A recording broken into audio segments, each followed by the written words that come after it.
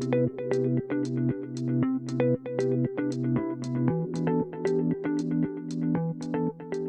guys. Welcome to another episode of the South Day One Voice Community Coalition podcast. I'm here today with Joy Turner, and for those who don't know, you're gonna get to know her, and also we're gonna see what she's up to. So, without further ado, here's Joy. Hi, everybody. How's everything going? It's going good. How are you? Doing good as well.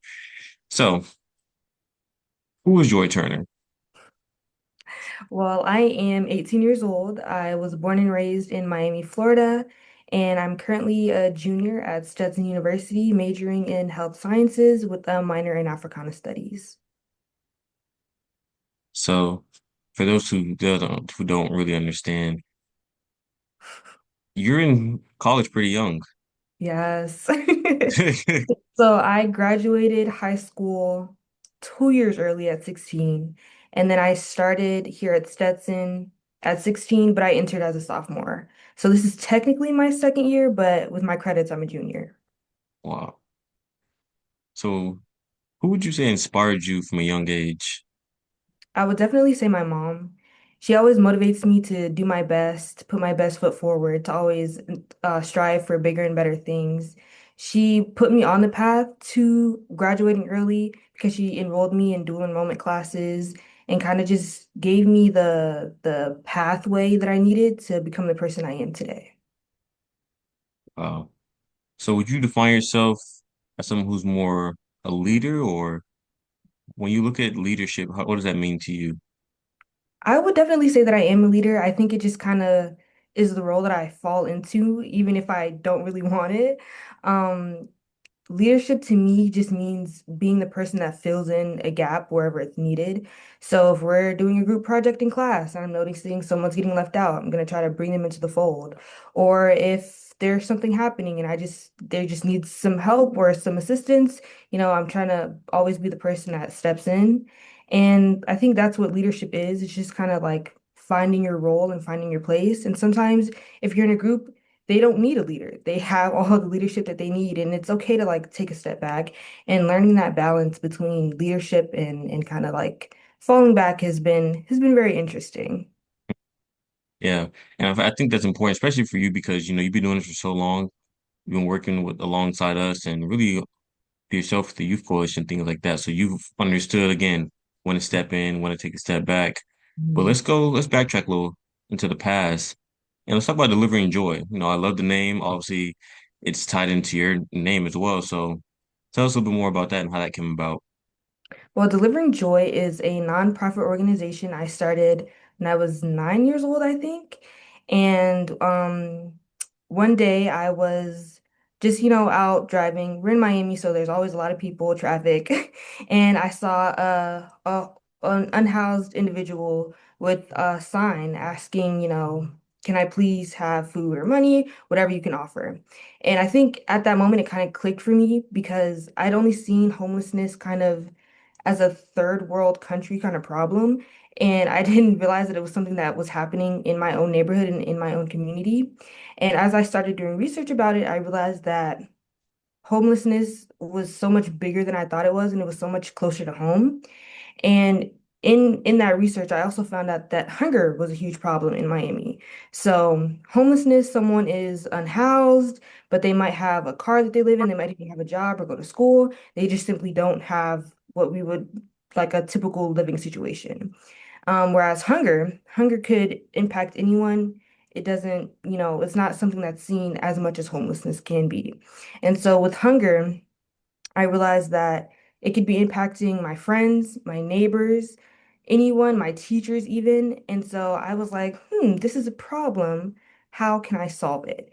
So I started cooking and delivering hot meals to those in my community. I've always had a love for cooking, and I figured why not use something that I love and then make it a service and make it something that could help other people. And I did that for about, I want to say, I kind of slowed down when I was 14, kind of getting into my senior year of high school because there was a lot going on at the time. All But right. it definitely a role that really kind of grew and evolved with me. Well, again, that sounds great. And again, it's something like you mentioned, hunger. and homelessness, they go hand in hand. They're also two separate things at the same time. So like a lot of people don't realize that, yeah, we can have the house and everything, but sometimes we can only afford the house. So it's very Exactly. important. And again, not many people are doing what you do. Like, yeah, people do it on a big scale, but like it's the smaller communities, here in South Florida that really needs the help. And again, you being 9 years old when you started that, I mean, that's impressive. That doesn't really happen often.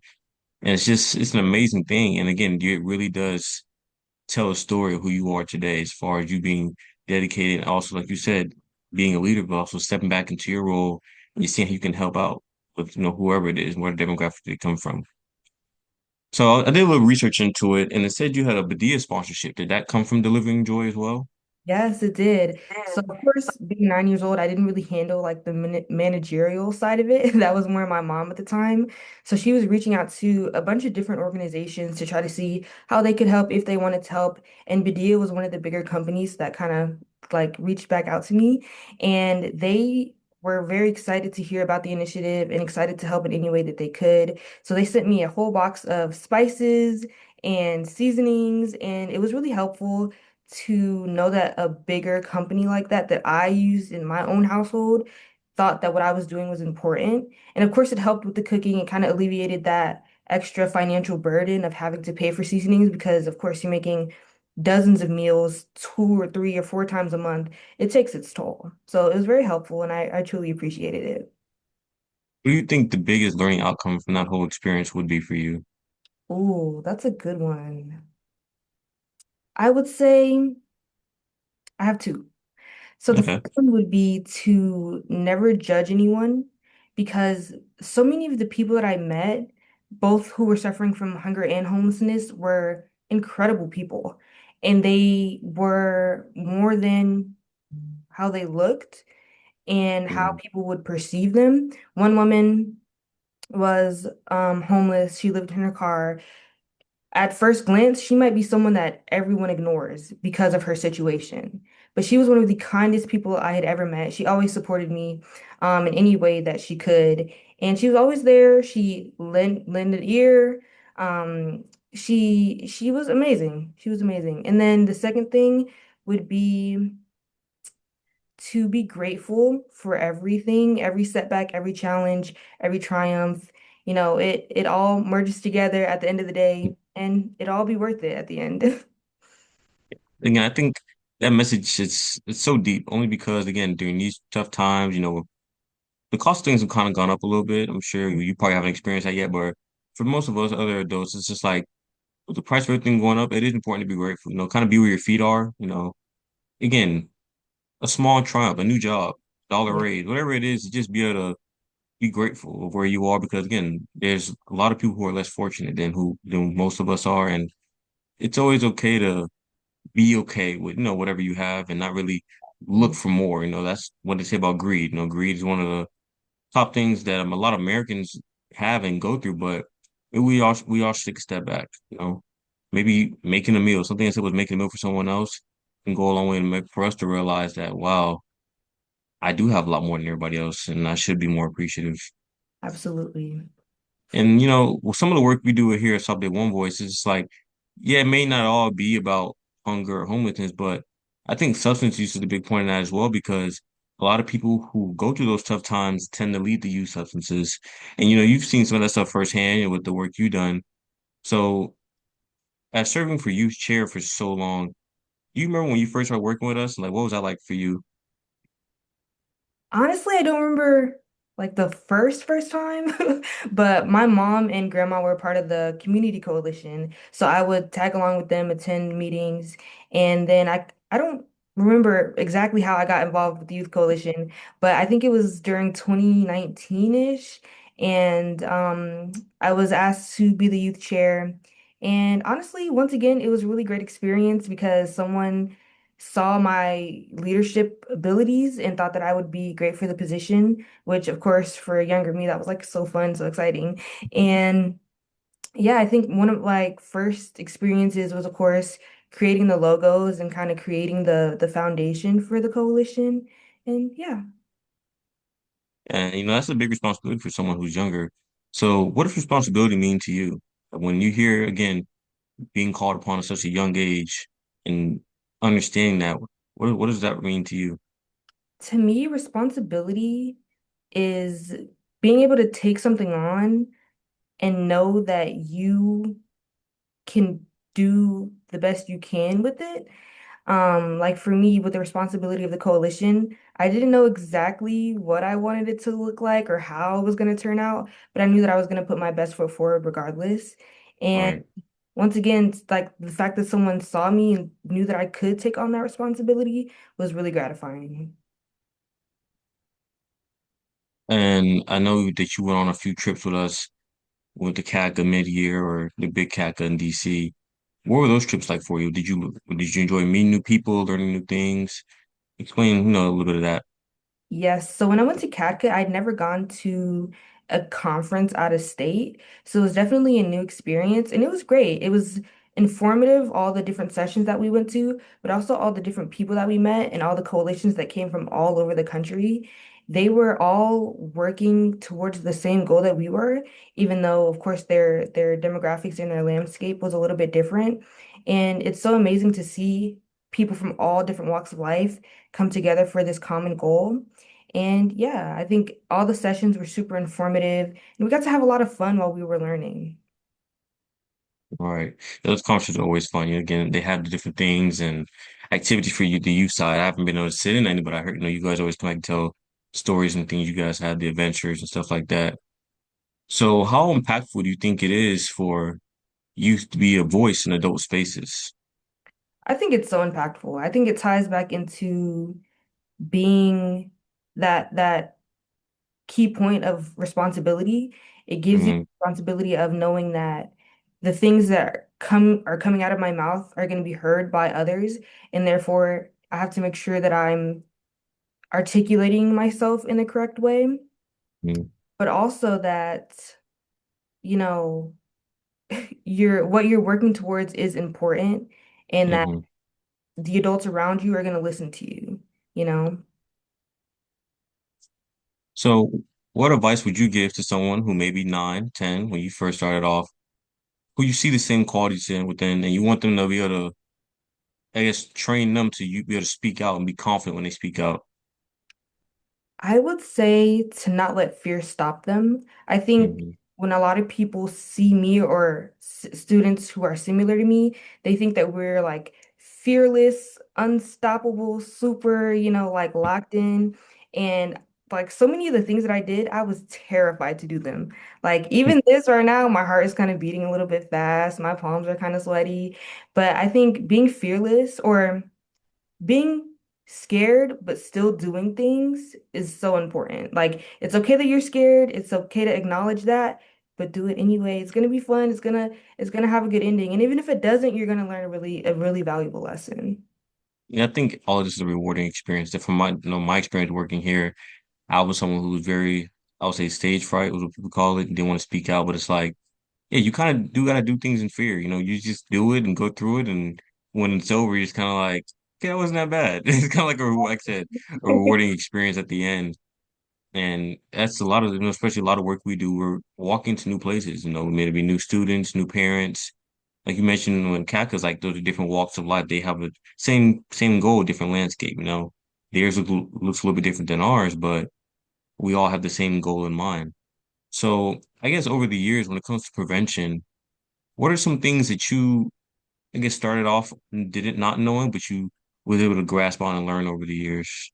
Oh my gosh, there's so many things. I know. Trust me. I would say kind of just navigating those constantly changing prevention methods. Like Right. like you just said, of course, over the years it's changed so much. And I think kind of going with that change has been something that's been really important to learn. Like, okay, something that worked 6 months ago isn't gonna work anymore now. Or something that worked for one school isn't gonna work for another school. So kind of just, Literally. yeah, it's kind of just going with the flow has been really important. But also just knowing that different substances have different target audiences that you have to kind of capture, and knowing that those prevention methods are not going to be the same for each substance has been also.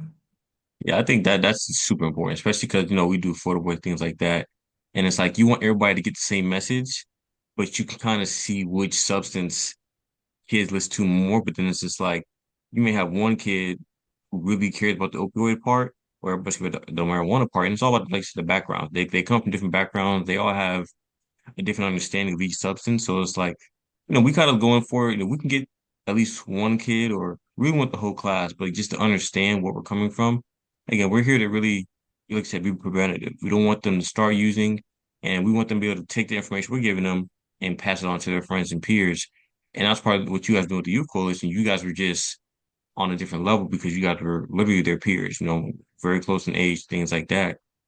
So I mean, that's I'm sure you guys met some cool people like that, but we meet students all the time, and they're like, "Well, I never thought about it that way, but it's just just to hear the information and how they are receiving it, extremely rewarding." So now that you're in college and time has gone on a little bit, what are you seeing in college? Like, is it like it's a stage fright? I mean, it's a stage fright, but is it the same playing field that you would imagined, or something different? It's completely different. I I think can imagine.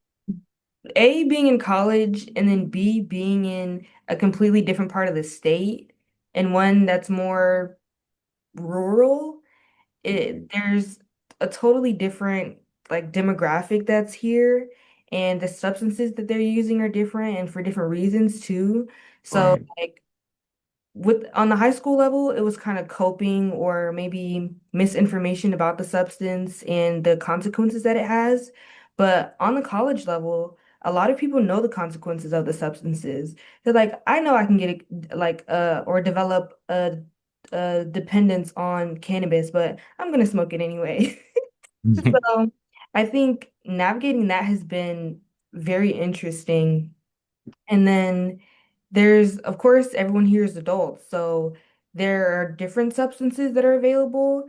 And when I was a part of the youth coalition, we were focused on the fact that a lot of alcohol or even e-cigarettes under the age of 21, you're not allowed to purchase them. But here, a lot of people are 21, so they can purchase it. So it's kind of like different in that aspect. Gotcha. And yeah, navigating it has been very interesting, and learning about all of it has been really interesting. Let me ask you this question. I think this is our main goal when we talk to the kids. Would you say learning the information prior to going off into that environment has really helped you maybe understand different things? Absolutely. There are some people who they're knowledgeable about it, but don't really care about it. But I think that me being knowledgeable about it, but also having seen some of the effects firsthand, going into different parts of the community has been super helpful because I can say, oh, I know this is going to happen, but I'm still not going to abuse this substance because I've seen the effects firsthand. Whereas some of my peers will say, I know that these negative effects happen, but that's not going to happen to me.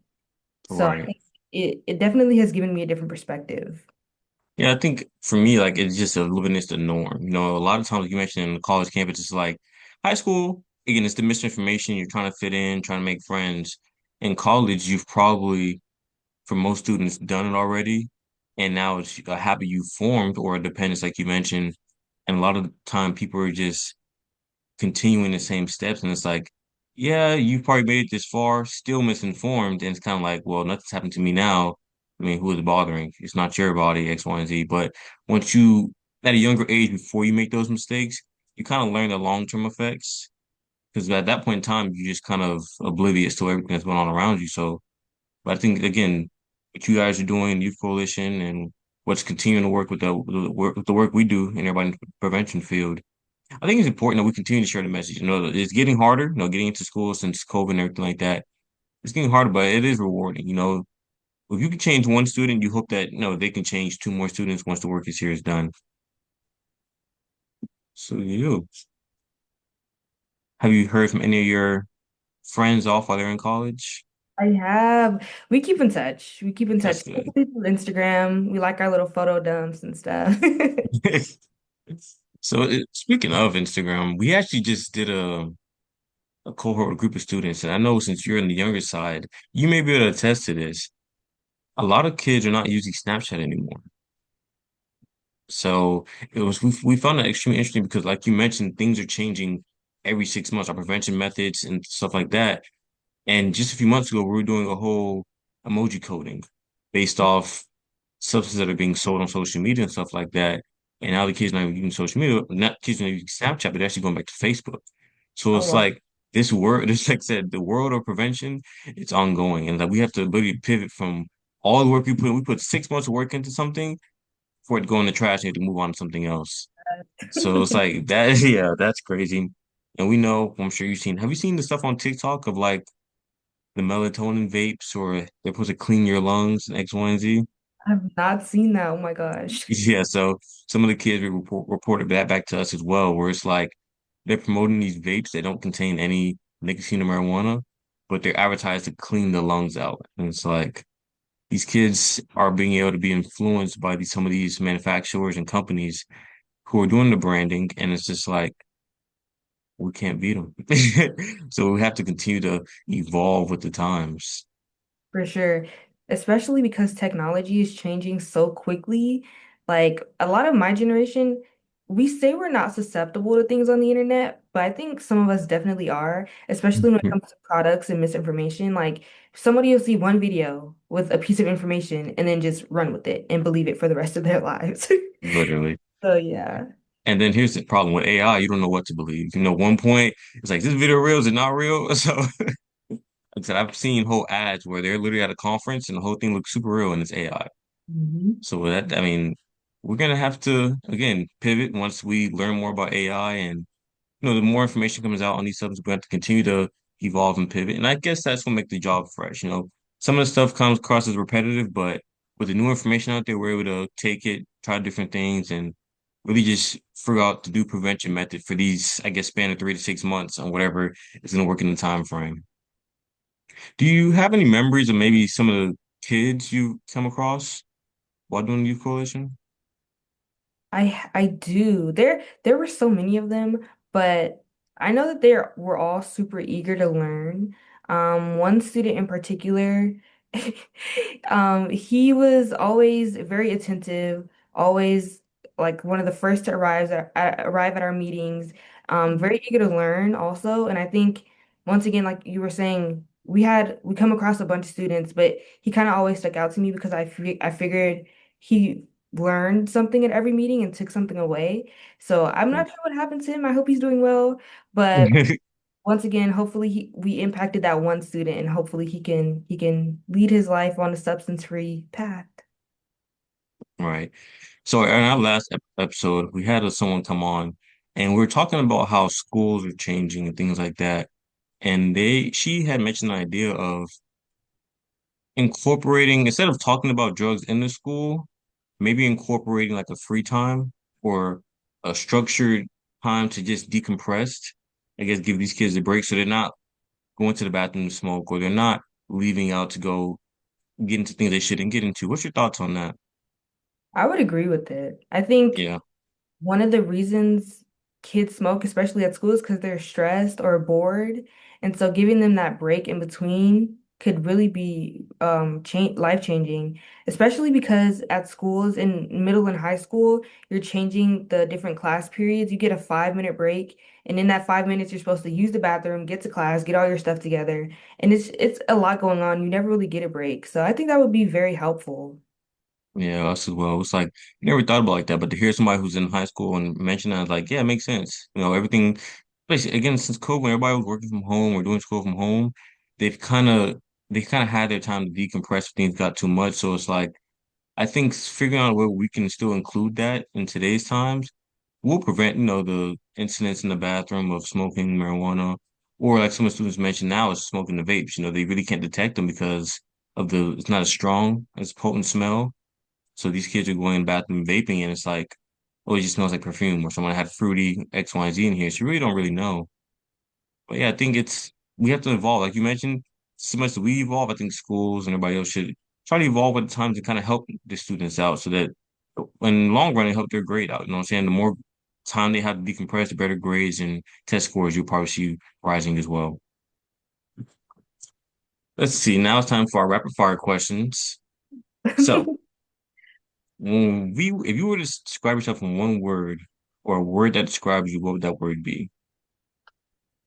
I would say passionate. I think everything I do, even if it's something that's very brief, I try to make sure that I'm like really dedicated to it and that it gets my full attention. And yeah, I would say even the things that I'm not super passionate about, I once again just give my all to it and make sure that whatever I'm doing is the best reflection of myself. Oh, I think it's a good word choice. Sounds pretty accurate. So this one is going to be a book or a quote that motivates you. Ooh, a book or a quote? I would say the quote would be start where you are with what you have, make something of it, and never be satisfied.